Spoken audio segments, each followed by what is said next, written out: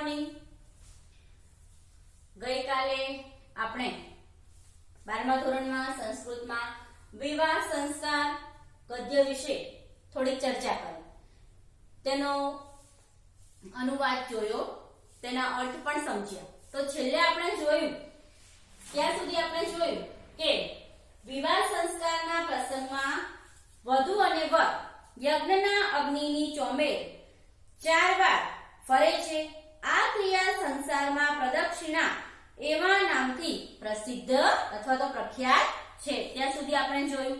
આપણે એ પણ જોયું કે આ પાઠમાં યજમાન અને પુરોહિત એ બંને વચ્ચેનો સંવાદ એટલે કે વાતચીત છે. તેમાં કઈ કઈ વિધિ કરવામાં આવે છે, તે વિધિ કઈ રીતે થાય છે, તેનું મહત્વ શું હોય છે, તેની વાત આ પાઠમાં કરવામાં આવી છે. તો ત્યાંથી હવે આજે આપણે આગળ જોઈએ. યજમાન કહે છે કે પ્રદક્ષિણાયાઃ અવસરે. ગઈકાલે આપણે જોયું કે અવસર એટલે પ્રસંગ. અવસર શબ્દનો અર્થ શું થાય છે? તો પ્રસંગ. તો પ્રદક્ષિણાના પ્રસંગમાં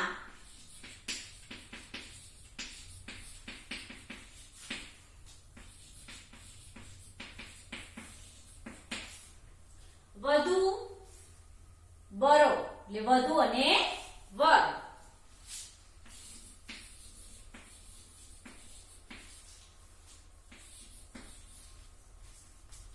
સહ એવ. એવ એટલે જ, સહ એટલે સાથે. વધુ અને વર બંને સાથે જ ચલતઃ એટલે ચાલે છે. જો પ્રદક્ષિણાના પ્રસંગમાં એટલે પ્રદક્ષિણા એટલે ફેરા, કે ફેરામાં વધુ અને વર બંને સાથે જ ચાલે છે. અથવા ગુજરાતી તેનું તે જ થશે. અનુક્રમેણ એટલે કે ક્રમશઃ એમ આગળ પાછળ રહીને. આપણે જોયું છે કે લગ્નમાં જ્યારે ફેરાની વિધિ થતી હોય ત્યારે વર કન્યા એકબીજાની આગળ પાછળ હોય છે, બરાબર ને? ક્યારેક વર આગળ હોય, કન્યા પાછળ હોય, ક્યારેક કન્યા આગળ હોય, વર પાછળ હોય. તો અનુક્રમેણ એટલે કે ક્રમશઃ આગળ પાછળ રહીને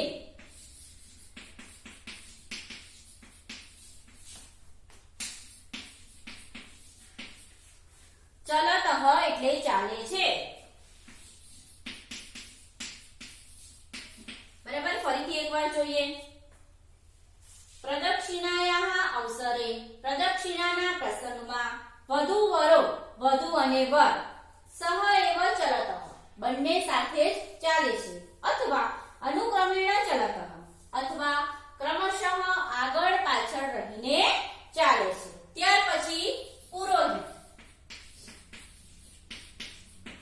પુરોહિત શું કહે છે? પ્રાયઃ એટલે મોટે ભાગે. પ્રાયઃ શબ્દનો અર્થ શું થાય છે? મોટે ભાગે. તીસૃષુ એટલે 3. પ્રદક્ષિણા એટલે ફેરા. મોટે ભાગે 3 ફેરાઓમાં કન્યા પ્રથમમ ચલતી. પ્રથમ એટલે પહેલા. કન્યા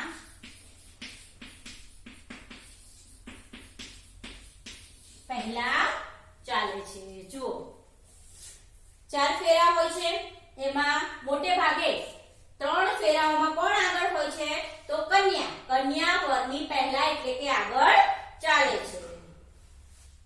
તદ અનુ એટલે તેની પાછળ. તેની પાછળ વરઃ ચલતી. તેની પાછળ કોણ ચાલે છે? વર ચાલે છે. કે મોટે ભાગે પહેલા જે 3 ફેરા હોય છે એ 3 ફેરાઓમાં કન્યા વરની આગળ પહેલા ચાલે છે, તેની પાછળ વર ચાલે છે. કે કન્યાની પાછળ વર હોય છે. તતઃ એટલે ત્યાર પછી અંતિમાયામ. અંતિમ એટલે છેલ્લો. ત્યાર પછી અંતિમ ફેરામાં, બરાબર ને? પ્રદક્ષિણાયા એટલે ફેરા.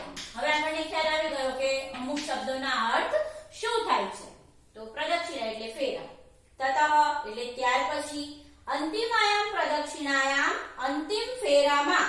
વરહ પ્રથમમ ચલતી, વર પહેલા અથવા તો આગળ ચાલે છે. વર પહેલા એટલે કે આગળ ચાલે છે. કોની આગળ? તો કન્યાની આગળ. તદ અનુ કન્યા, તદ અનુ એટલે તેની પાછળ, કન્યા તેની પાછળ ચાલે છે.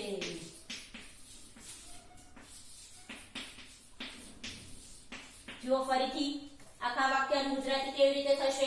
પુરોહિત પ્રાયઃ એટલે મોટે ભાગે, તિસૃષુ એટલે 3, પ્રદક્ષિણાસુ એટલે ફેરાઓમાં, કન્યા પ્રથમમ ચલતી કન્યા પહેલા ચાલે છે, તદનુ વરહ ચલતી તેની પાછળ વર ચાલે છે, તતઃ એટલે ત્યાર પછી, અંતિમાયામ પ્રદક્ષિણાયામ અંતિમ ફેરામાં વરહ પ્રથમમ ચલતી વર પહેલા ચાલે છે, તદનુ કન્યા કન્યા તેની પાછળ ચાલે છે. કે પહેલા 3 ફેરામાં કન્યા આગળ હોય છે, એની પાછળ વર હોય છે, જ્યારે અંતિમ એટલે કે છેલ્લા ફેરામાં વર પહેલા હોય છે, તેની પાછળ કન્યા ચાલે છે.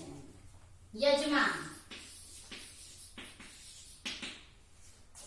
અનુક્રમેણ પ્રચલને કિમ પ્રયોજન. જો અનુક્રમેણ એટલે આપણે જોઈ ગયા કે શબ્દનો અર્થ શું થાય છે? ક્રમશઃ આગળ પાછળ રહીને. બરાબર. પ્રચલને એટલે ચાલવાની ક્રિયા, પ્રયોજન એટલે આશય. કિમ પ્રયોજન એનો અર્થ શું થશે? આશય શો છે? અનુક્રમેણ ક્રમશઃ આગળ પાછળ રહીને, પ્રચલને એટલે ચાલવાની ક્રિયાનો, કિમ પ્રયોજનમ આશય શો છે?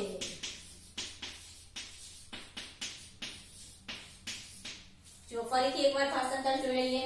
યજમાન પ્રદક્ષિણાયાः અવસરે વધુ વરો સહૈવ ચલતઃ અથવા અનુક્રમેણ ચલતઃ. એનું ગુજરાતી આ રીતે થાય છે. પ્રદક્ષિણાના પ્રસંગમાં વધુ અને વર બંને સાથે જ ચાલે છે અથવા ક્રમશઃ આગળ પાછળ રહીને ચાલે છે. પુરોહિત પ્રાયઃ તિસૃષુ પ્રદક્ષિણાસુ કન્યા પ્રથમમ ચલતી તદનુ વરહ ચલતી તતઃ અંતિમાયામ પ્રદક્ષિણાયામ વરહ પ્રથમમ ચલતી તદનુ કન્યા. મોટે ભાગે 3 ફેરાઓમાં કન્યા પહેલા ચાલે છે, તેની પાછળ વર ચાલે છે, ત્યાર પછી અંતિમ ફેરામાં વર પહેલા ચાલે છે, કન્યા તેની પાછળ ચાલે છે. યજમાન અનુક્રમેણ પ્રચલને કિમ પ્રયોજનમ. ક્રમશઃ આગળ પાછળ રહીને ચાલવાની ક્રિયાનો આશય શું છે? જો યજમાન પ્રશ્નો પૂછે છે અને પુરોહિત તેના જવાબ આપે છે. તો આપણે જોયું કે પુરોહિત એ યજમાનને સમજાવે છે કે મોટા ભાગે 3 ફેરાઓમાં કન્યા વરની આગળ હોય છે, વર તેની પાછળ હોય છે, જ્યારે અંતિમ એટલે છેલ્લો ફેરો હોય છે તેમાં વર આગળ ચાલે છે અને કન્યા તેની પાછળ ચાલે છે. ત્યારે યજમાન પૂછે છે કે આમ આગળ પાછળ રહીને જે ચાલવાની ક્રિયા છે તેનો હેતુ શું છે? ત્યારે પુરોહિત કહે છે કે પુરોહિત એવમ હિ મન્યતે. એવમ હિ એટલે એવું, મન્યતે એટલે માનવામાં આવે છે, યત એટલે કે એવું માનવામાં આવે છે કે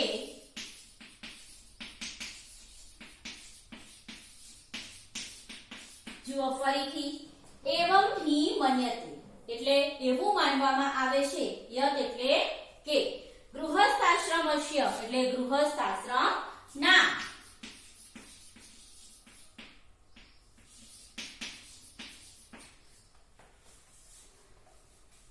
આશ્રમ 4 છે, તમને ખ્યાલ હશે. એમાંથી ગૃહસ્થાશ્રમની વાત કરી છે કે ગૃહસ્થાશ્રમના નાના વિધાન. નાના વિધાની એટલે અનેક પ્રકારના.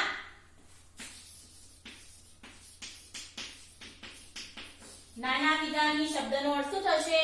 અનેક પ્રકારના. એવું માનવામાં આવે છે કે ગૃહસ્થાશ્રમના અનેક પ્રકારના કાર્યાણી એટલે કાર્યો, અનેક પ્રકારના કાર્યો.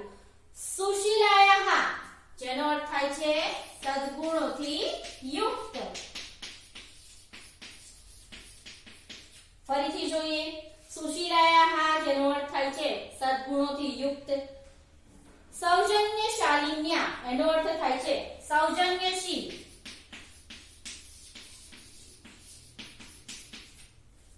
ધર્મપત્ન્યાહ એટલે ધર્મપત્ની.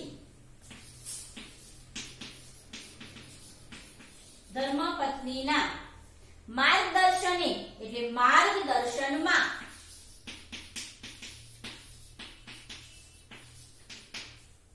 સંપન્નાની એટલે પૂર્ણ થયેલા અને ભવંતી એટલે હોય છે. સંપન્નાની ભવંતી પૂર્ણ થયેલા હોય છે. ફરીથી જોઈએ. પુરોહિત એવં હિ મન્યતે એવું માનવામાં આવે છે. યત એટલે કે ગૃહસ્થાશ્રમસ્ય એટલે ગૃહસ્થાશ્રમના. નાના વિધાની એટલે અનેક પ્રકારના. કાર્યાણી એટલે કાર્યો. સુશીલાયાહ એટલે સદગુણોથી યુક્ત. સૌજન્યશાલિન્યા એટલે સૌજન્યશીલ. ધર્મપત્ન્યાહ એટલે ધર્મપત્નીના. માર્ગદર્શને એટલે માર્ગદર્શનમાં. સંપન્નાની એટલે પૂર્ણ થયેલા. ભવંતી એટલે હોય છે. તો વિદ્યાર્થી મિત્રો આજે આટલું શીખીએ. અહીંથી બાકી રાખીએ. ફરીથી એકવાર જોઈએ. પુરોહિત એવું માનવામાં આવે છે કે ગૃહસ્થાશ્રમના અનેક પ્રકારના કાર્યો સદગુણોથી યુક્ત સૌજન્યશીલ ધર્મપત્નીના માર્ગદર્શનમાં પૂર્ણ થયેલા હોય છે. કે ગૃહસ્થાશ્રમના કેટલાક કાર્યો એવા હોય છે કે જેમાં વરને ધર્મપત્નીના માર્ગદર્શનની જરૂર પડતી હોય છે. એ કેટલાક કાર્યો એ ધર્મપત્નીના માર્ગદર્શનમાં પૂર્ણ થયેલા હોય છે. આ તો આજે આપણે જોયું મિત્રો કે ફેરામાં વધુ અને વર બંને આગળ પાછળ રહીને ચાલે છે. પહેલા 3 ફેરાઓમાં કન્યા પહેલા ચાલે છે, તેની પાછળ વર હોય છે. ત્યાર પછી અંતિમ ફેરામાં વર પહેલા ચાલે છે, કન્યા તેની પાછળ ચાલે છે. ત્યારે યજમાન પૂછે છે કે આ આગળ પાછળ ચાલવાની જે ક્રિયા છે એનો આશય એટલે હેતુ, તેનો હેતુ શું છે?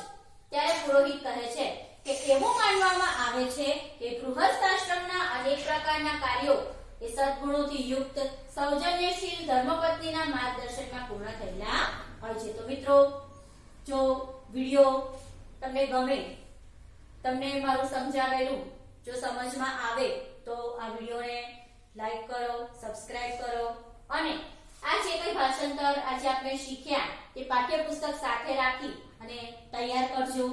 આવતીકાલે એટલે કે હવે પછીના વિડિયોમાં આપણે આનાથી આગળનું શીખીશું.